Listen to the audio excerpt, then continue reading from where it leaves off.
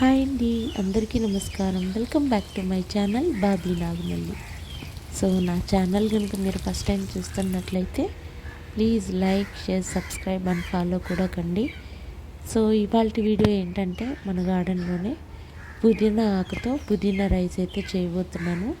So harvest చేసుకుంటూ పుదీనా rice ఎలా తయారు చేయాలో కూడా చూసేద్దాం. సో నాతో పాటు మీరు కూడా వచ్చేసేయండి.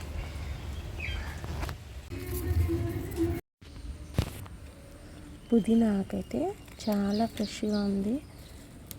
సో ఇవాళ పుదీనా రైస్ అయితే చేయబోతున్నాను.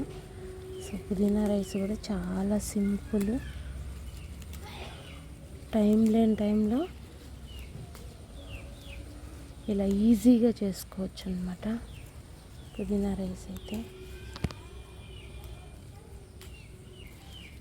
వర్షాకాలంలో అయితే పుదీనా చాలా బాగా వస్తుంది.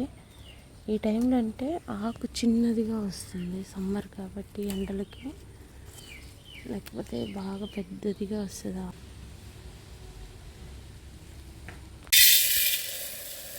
Half cup basmati rice, half cup normal rice అయితే తీసుకుంటున్నాను.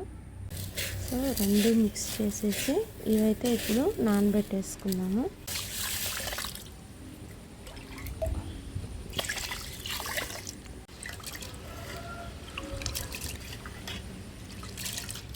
కొద్దిగా నెయ్యి అయితే వేసుకున్నాము. నెయ్యి కూడా కొంచెం వేసుకున్నాం. ఇంకా పట్టా, యాలకులు, బిర్యానీ ఆకు, అన్నీ, సోంపు, ఎలాచి అన్నీ కూడా ఇందులో అయితే వేసేస్తున్నాను. ఆనియన్స్,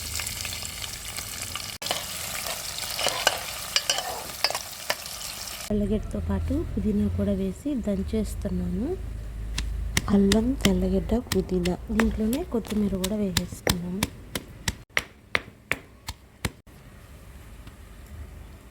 పచ్చిమిర్చి కూడా వేసేస్తున్నాను. కూడా కచ్చాపచ్చాగా దంచుకున్న తర్వాత ఫ్రై అవుతున్న ఆనియన్స్లో అయితే వేసేస్తున్నాను. దాంతో పాటు టమోటాలు కూడా యాడ్ చేసేస్తున్నాను. పసుపు, ఉప్పు. సో ఇది బాగా మిక్స్ చేసుకున్న తర్వాత ఇందులో వాటర్ అయితే వేసేస్తున్నాం. రైస్ తీసుకున్నాను. దానికి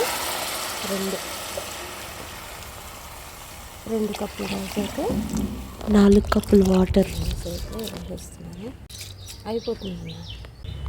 సో ఒకసారి బాగా మిక్స్ చేసుకొని ఒక 2 విజిల్స్ పెట్టుకున్నట్లయితే రైస్ అయితే చాలా బాగా ఉడికిపోతుందని. మీరు ఉట్టి బాస్మతి రైస్తో చేసుకోవచ్చు, అలాగే నార్మల్ రైస్తో కూడా చేసుకోవచ్చు అన్నమాట. సో చాలా టేస్టీగా ఉంటుంది.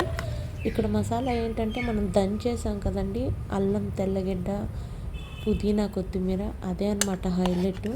సో రైస్ కూడా చాలా బాగా సాఫ్ట్గా అయితే ఉడికిపోయిందనమాట.